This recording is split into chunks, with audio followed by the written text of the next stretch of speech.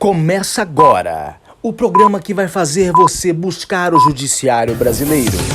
Quanto é? Quanto é?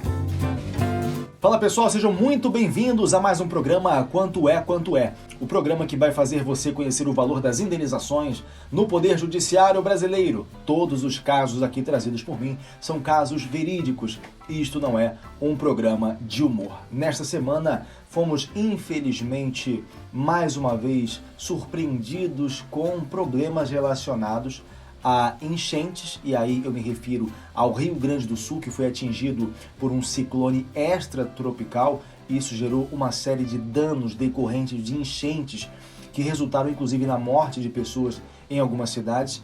E me refiro também, desta vez não a um fenômeno natural, mas a um outro fenômeno que já é o terceiro, ou melhor, o segundo em 3 anos, que é o rompimento de reservatórios da Casan.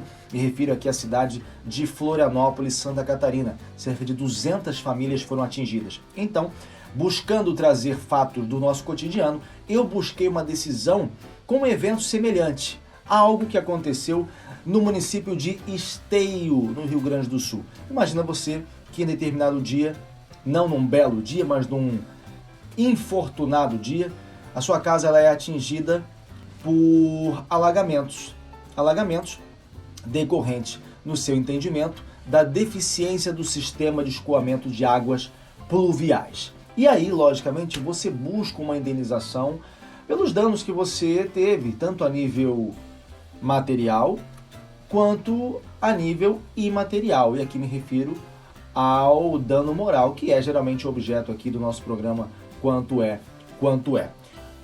Logicamente, essa seria uma consequência de quem teve o patrimônio atingido, de quem teve uma série de percalços, até poder reconstruir a vida, porque é o que se sucede no momento em que essas pessoas são atingidas por enchentes. E aí você recai na seguinte situação ao buscar o Poder Judiciário.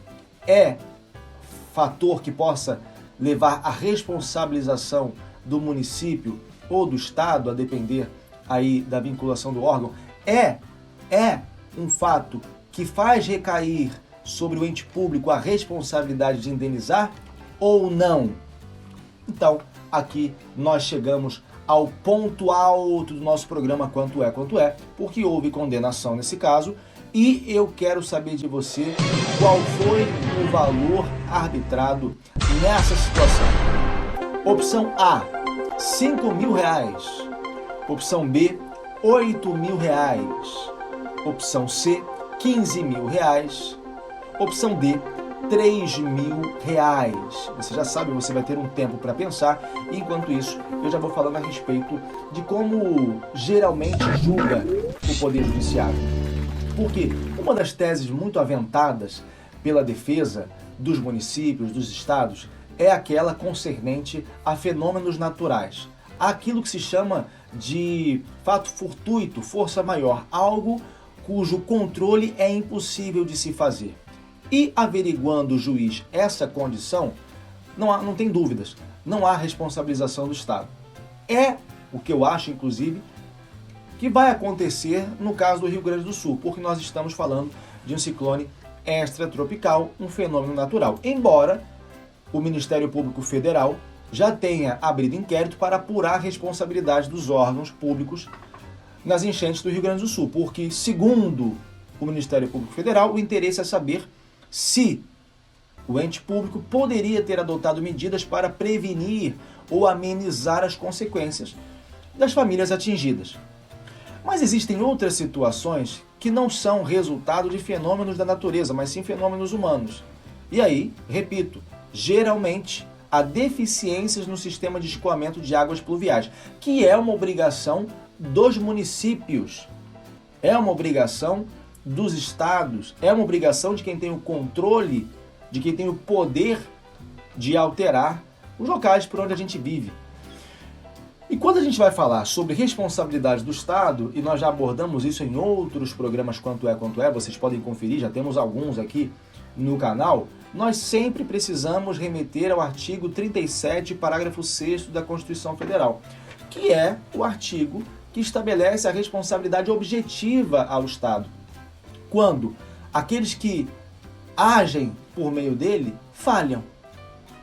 Cabe, inclusive, do próprio Estado uma ação regressiva contra os agentes, mas o agente público deixando de agir, seja um fato omissivo ou comissivo, se for um agente público a agir, a responsabilidade cai sobre o Estado. O Youssef Said Kahali, que é um doutrinador famoso no mundo jurídico, ele tem várias obras do direito administrativo, ele trata a respeito daquilo que se chama causalidade. É preciso que haja a causação pelo agente do Estado de um dano injusto. Não é justo que a pessoa esteja na sua casa, saia para trabalhar e ao voltar se depare com um alagamento que atingiu, destruiu todo o patrimônio, muitas vezes construído ao longo de anos. Não é justo. A menos, e aqui você tem uma excludente de responsabilidade estatal, que o próprio particular, o dono daquela casa, tenha concorrido de alguma forma para que aquele dano acontecesse. Nessas hipóteses, aí sim você pode excluir a responsabilidade do Estado. Mas, se o Estado, se o ente público não traz à tona essa prova de excludente de responsabilidade, a responsabilidade recai sobre ele. É uma responsabilidade objetiva, ou seja, independe da comprovação de culpa. Mas aqui é preciso ter atenção. Sim, a responsabilidade é objetiva, mas você precisa mostrar que houve um dano e que aquele fato ocorreu por uma ausência de vigilância do ente público. Ou, aqui eu me referi ao ato ilícito, a ausência de vigilância, mas pode ser também decorrente de um próprio ato lícito. A responsabilidade, como eu falei, ela é objetiva. O agente público pode ter agido de maneira correta ou incorreta. Houve um dano a um particular, de modo injusto, vai recair sobre ele a responsabilidade. O Youssef Said Kahali, ele trata disso como teoria do risco integral, teoria do risco administrativo, teoria do risco social, tem teoria para tudo quanto é gosto, que se resume na responsabilidade do Estado. Então, o prejuízo, ele tem que existir, o ato, a causa tem que ocorrer e aquele prejuízo de que se queixa o particular tem que ser consequência de uma atividade ou de uma omissão administrativa. Feito esse preâmbulo, então nós precisamos aí verificar o caso em concreto, porque aqui eu estou falando do município de Esteio. E a juíza, ou melhor, a desembargadora, ela faz toda uma análise a respeito dos fatos. E ela diz o seguinte: eu costumava, em outros casos semelhantes, a isentar o Estado de responsabilidade, justamente por entender que não haveria condições do município, não haveria condições do ente público, eu falei Estado, mas é município, de evitar que os problemas acontecessem porque eles decorriam de forma natural. Só que ela diz na decisão o seguinte: eu mudei meu entendimento porque eu comecei a reparar, primeiro, que outras decisões aqui do Rio Grande do Sul corriam numa posição diversa, especialmente aqui do tribunal. E, em atendimento ao princípio da segurança jurídica, eu prefiro adequar o meu posicionamento, não apenas pelas decisões que são conflitantes com aquelas que eu tenho tomado, mas porque eu tenho percebido que a partir de 2017, e os fatos desse processo que eu trago no Quanto É são de 2015, não houve mais enchentes dessa natureza na cidade de Esteio, como costumava acontecer antes. Ou seja, a partir de 2017, ou próximo disso, o ente público passou a adotar medidas para evitar os problemas, daí a razão pela qual eles pararam de acontecer. O mesmo não acontecia em períodos anteriores, razão pela qual as pessoas sofriam. Então, eu entendo que hoje o município adotou medidas para prevenir os danos. Sendo esse fato sobre o qual eu me debruço agora, um fato de 2015, ou seja, período anterior à tomada dessas medidas, então é de se supor que haviam deficiências nos sistemas pluviais de escoamento de águas na cidade de Esteio. Então recai sobre o município a responsabilidade. Entendeu? Houve o fato ele existiu. A questão de ter culpa ou não, ela não importa muito, porque a responsabilidade é objetiva, a não ser que haja uma excludente. como, por exemplo, fenômenos naturais que sejam impossíveis de se prever, etc. Era assim que essa julgadora entendia antes. Mas ela refletiu, ela começou a analisar melhor, uma pessoa que conhece o município, pela maneira como ela posiciona as ideias dela, e ela falou, não, na verdade, não há aqui excludente. Houve o fato, houve prejuízo ao agente, e eu entendo aqui que tem que recair sobre o Estado a responsabilidade. Eu falei que essa responsabilidade de manutenção do território recai sobre o município, e aqui eu fazia uma menção ao artigo 30 da Constituição Federal, porque o artigo 30, inciso 8, eu ia falar 9, inciso 8, informa o seguinte, compete ao município, severa, né? Compete ao município ou aos municípios promover, no que couber, adequado ordenamento territorial, mediante planejamento e controle do uso, do parcelamento e da ocupação do solo urbano. Eu mencionei no começo do programa Quanto é de hoje, que geralmente há alegação de fatos impossíveis de serem controlados. Aqui, no caso em que nós estamos trabalhando, o município apresentou como defesa a edição de um decreto declarando situação de emergência. O município informou que adotou todas as diligências para minimizar os danos aos munícipes. E o juiz entendeu o seguinte, tudo bem, o município pode ter feito isso, mas era mais do que obrigação. E outra, fez tudo isso depois que o evento já havia ocorrido. E esses atos serviram tão somente para evitar o agravamento dos prejuízos já produzidos. Houve, acima de tudo, o prejuízo inicialmente e ele precisa ser reparado. E aqui, nesse caso, houve a condenação do município em pagar o valor de... Fala aí, minha voz! R$8.000! Exatamente, R$8.000. E foi R$8.000 para cada morador da casa. Porque a própria juíza, ela entendeu que no Rio Grande do Sul já havia esse entendimento pacificado de que as indenizações por danos morais, em se tratando de alagamentos, de problemas decorrentes aí da insuficiência do sistema de escoamento de águas pluviais, deveriam ser atribuídas por grupo familiar. Então, por isso, ela entendeu que seria necessário o valor de R$8.000 por pessoa.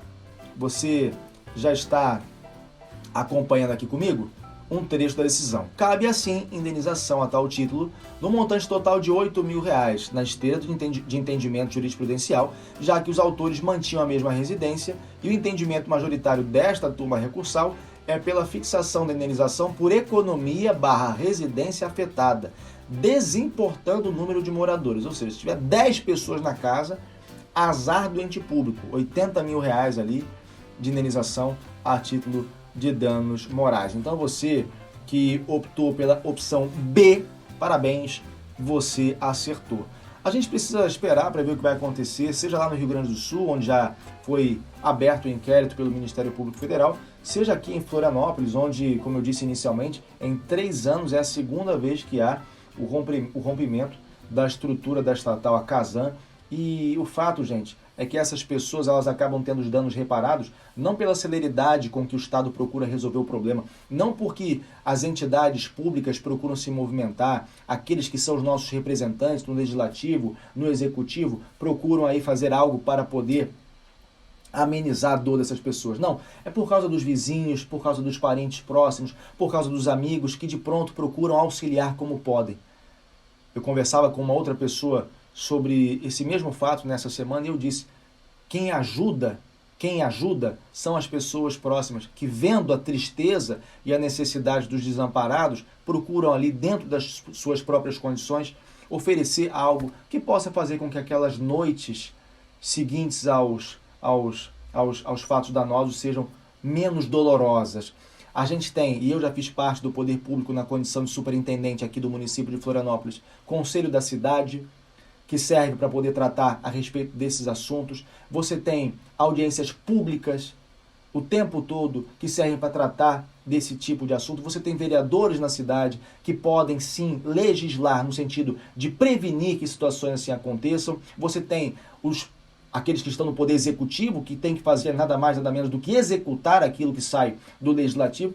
E aí sim, quando há um ato que não corresponde a uma excludente ilicitude, é sim correto que todas essas pessoas, todas essas comissões, todas essas entidades que deveriam fornecer algo de útil para a sociedade, para evitar casos assim, fossem aí interpeladas para poder explicar por que não foi feito o que deveria ser feito em momento oportuno. Muito obrigado a você que ficou comigo em mais um programa Quanto É, Quanto É. Para você que não me conhece, eu sou Ian Santos, advogado. Conte sempre comigo. Até o próximo programa.